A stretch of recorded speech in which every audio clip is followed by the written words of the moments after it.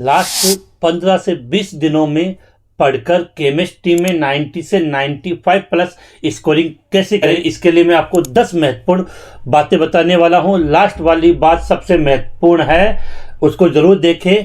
तो वीडियो को शुरू करते हैं। जो स्टूडेंट फर्स्ट बार इस एम की बूस्टर यूट्यूब चैनल पे आए हैं वो चैनल को लाइक, शेयर और सब्सक्राइब करना ना भूलें।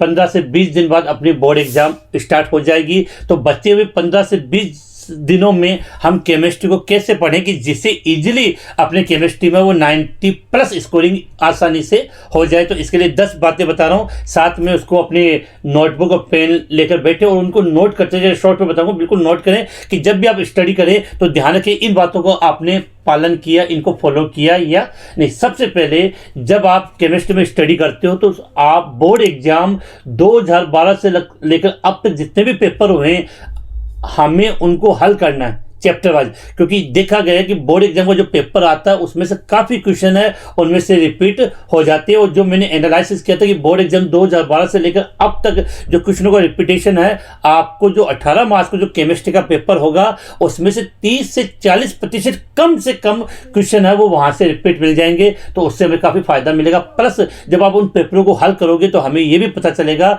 कि एग्जाम में क्वेश्चन किस प्रकार से आता है और किस प्रकार से कैसे हमें उसका आंसर देना, ये सब चीज़ें आपको पता चल जाएगी। या तो आपके पास वो क्वेश्चन लिखे हुए होंगे, नहीं है तो वीडियो के डिस्क्रिप्शन में चैप्टर वाइज बोर्ड एग्जाम 2012 से लेकर अब तक जो क्वेश्चन पूछे गए हैं उन सब का लिंक मिल जाएगा। इस वीडियो को लास्ट तक देखने के बाद उनको आप देख सकते हो। दूसरा पॉइंट सबसे इंपॉर्टेंट है, वो है नेमिंग रिएक्शन, या जिसको नेम रिएक्शन कहते हैं। अपने सिलेबस में 15 से 25 के समथिंग जो नेम रिएक्शन है, हर बार बोर्ड एग्जाम में 3 से 4 नेम रिएक्शन 100% मिल जाती है। और डायरेक्टली अगर नेम रिएक्शन नहीं मिले तो वो कन्वर्ट के रूप में मिल जाती है। जैसे वुट्टर जब क्रिया होती है, क्या होता है इसमें एथिल क्लोराइड से हम क्या बना सकते हैं, ब्यूटेन बना सकते हैं। तो ऐसा क्वेश्चन भी आ सकता है, एथिल क्लोराइड से ब्यूटेन बनाए। तो नेमिंग रिएक्शन जो नेम रिएक्शन है वो अच्छे तरीके से आपको एक एक याद होनी चाहिए, उसको लिख कर याद करोगे तब आपका काम चल जाएगा।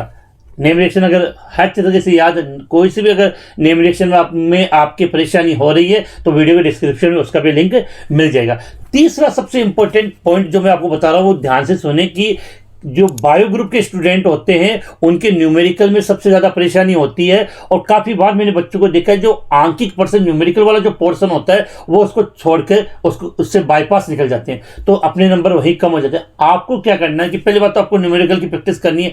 फिर भी अगर जिन स्टूडेंट को न्यूमेरिकल या आंकिक पर्सन में परेशानी आती है तो जो अपने 3 चैप्टर हैं, कौन कौन से चैप्टर है, विलियन, वैद्युत रसायन और केमिकल काइनेटिक्स, ठीक है। इन तीनों चैप्टर में जितने भी फॉर्मूला है उन सब फॉर्मूले को आप अपने पेज पर लिख ले और उनको अच्छे तरीके से याद कर लें, क्योंकि 80 से 90% न्यूमेरिकल तो ऐसे होंगे जो केवल फॉर्मूले पर आधारित होंगे। आप उस फॉर्मूले पर पुट एंड वैल्यू रखोगे, आपका आंसर आ जाएगा। तो कंफर्म होना चाहिए कि चैप्टर नंबर विलियन, इलेक्ट्रोकेमिस्ट्री और केमिकल काइनेटिक्स, इनके जितने भी फॉर्मूले बनते हैं वो सब आप अपने एक पेज पर नोट कर ले। और जब भी कोई भी न्यूमेरिकल तो उनसे आप प्रैक्टिस करेंगे तो आप ये पाओगे कि आपको काफ़ी हद तक वो चीज़ें याद हो गई और आप उनका आंसर इजीली दे पाओगे। नंबर 4 जो सबसे विशेष बात है, जो अपना बोर्ड एग्जाम होगा केमिस्ट्री का उससे पहले 3-4 दिन का गैप होता है, वहाँ ये काम में आएगी। जब आप किसी चैप्टर का, चौथा पॉइंट रखना, जब आप किसी चैप्टर का रिवीजन करते हो तो साथ में एक पतले से नोटबुक लेकर बैठे कि जब उस चैप्टर का रिवीजन कर रहे तो उसके जो मेन बिंदु है, मेन पॉइंट है, शॉर्ट में उस रफ जो भी आपके पास एक पतले से आपने नोटबुक डाली है उसके अंदर नोट करें।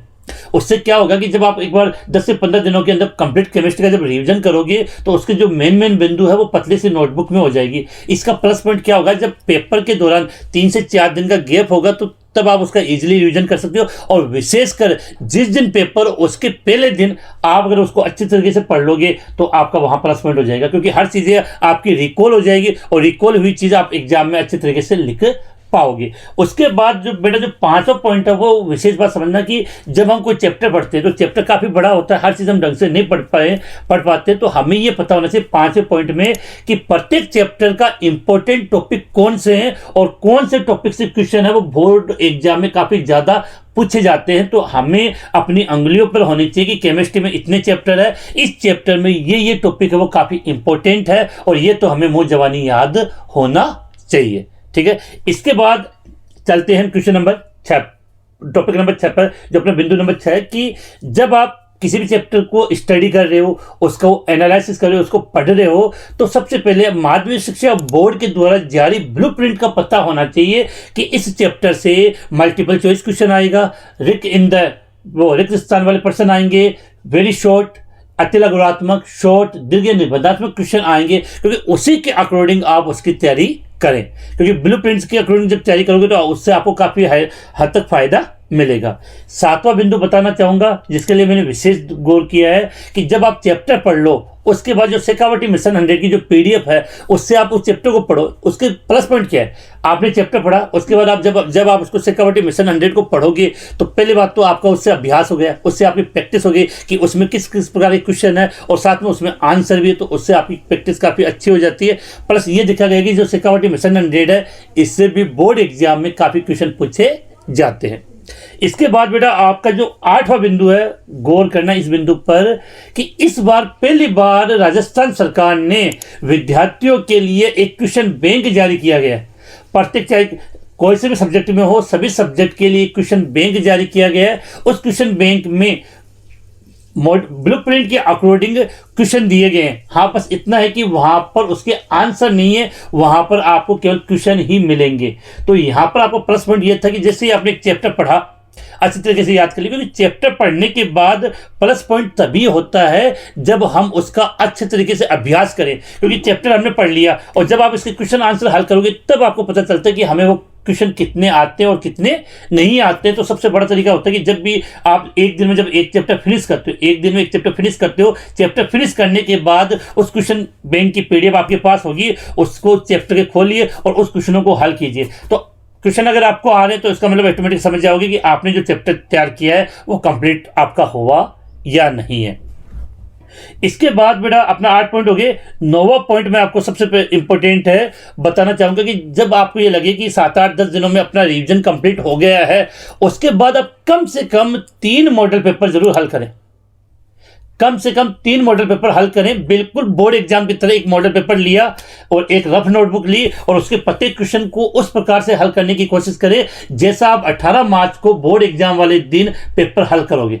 18 मार्च को बोर्ड एग्जाम जो केमिस्ट्री का पेपर है उस दिन जैसे आप हल करोगे उसी प्रकार से उन जैसे मॉडल पेपर एक आज कर लिया, एक 2 दिन बाद, एक 2 दिन बाद, तो इस प्रकार से कम 3 मॉडल पेपर आप हल करें। अगर आपके पास मॉडल पेपर नहीं है तो शेखावटी मिशन 100 और आरबीसी जो राशन बोर्ड ने जो क्वेश्चन बैंक जारी किया है, शेखावटी मिशन 100 में 3 मॉडल पेपर आपको केमिस्ट्री के अंदर मिल जाएंगे और जो क्वेश्चन बैंक है उसमें 2 मॉडल पेपर आपको मिल जाएंगे। अगर ये भी आपके पास नहीं है तो मुझे मैसेज सेंड कर देना व्हाट्सएप पे, मैं आपको सेंड कर दूंगा। वीडियो के डिस्क्रिप्शन में आपको व्हाट्सएप ग्रुप, टेलीग्राम चैनल और ऐप तीनों का लिंक मिल जाएगा, जहां से भी जो सामग्री होगी वो वहां से आपको अवेलेबल करवा दी जाएगी। 9वां पॉइंट हो गया बेटा। 10वां पॉइंट सबसे इंपॉर्टेंट था, मैं शब्द कह रहा हूं समझना, कि जी तोड़ मेहनत करोगे तो रिकॉर्ड तोड़ सफलता मिलेगी। जी तोड़ मेहनत करोगे तो रिकॉर्ड तोड़ सफलता मिलेगी। आगे बात कर रहा हूं उससे पहले चैनल को यदि आपने सब्सक्राइब नहीं किया तो जरूर सब्सक्राइब कर दें। काफी बच्चे 10 पॉइंट का बताओ कि काफी बच्चे मुझे मैसेज करते हैं कि सर अब कितने घंटे पढ़ना चाहिए। बेटा ये पर्सन ही गलत है आपका। अब कितने घंटे नहीं पढ़ना चाहिए, जितने घंटे आपको मिलता है उतने घंटे आपको स्टडी करनी चाहिए। मतलब अब तो ये कंडीशन होनी चाहिए कि आपका 1 मिनट भी है आपको खराब नहीं करना है।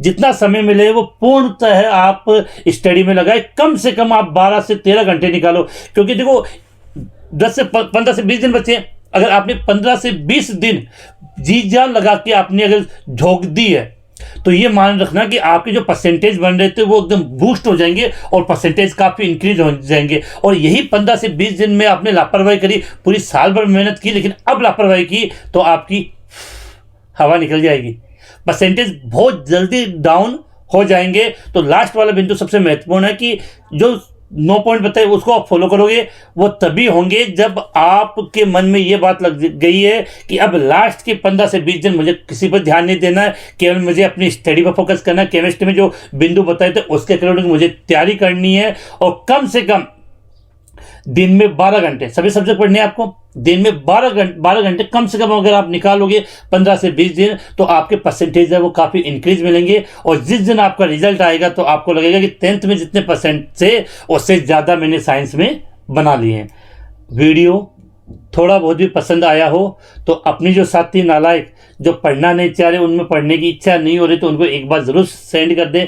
क्या पता वीडियो देखकर उनकी भी पढ़ने की इच्छा जाग जाए। तो उम्मीद है आज का ये वीडियो आपको पसंद आया होगा। इसके अलावा अगर इसी प्रकार से आप फिजिक्स और बायोलॉजी के लिए वीडियो चाहते हो, इसी प्रकार से आप फिजिक्स या बायोलॉजी के लिए वीडियो चाहते हो, तो कमेंट्स करें कि नेक्स्ट वीडियो में फिजिक्स के लिए लेकर आऊँ या बायोलॉजी के लिए लेकर आऊँ। जल्दी से आप कमेंट्स करें। और इसी के साथ हम आज का ये वीडियो है वो यहीं समाप्त करते हैं। फिर मिलेंगे नए टॉपिक के साथ।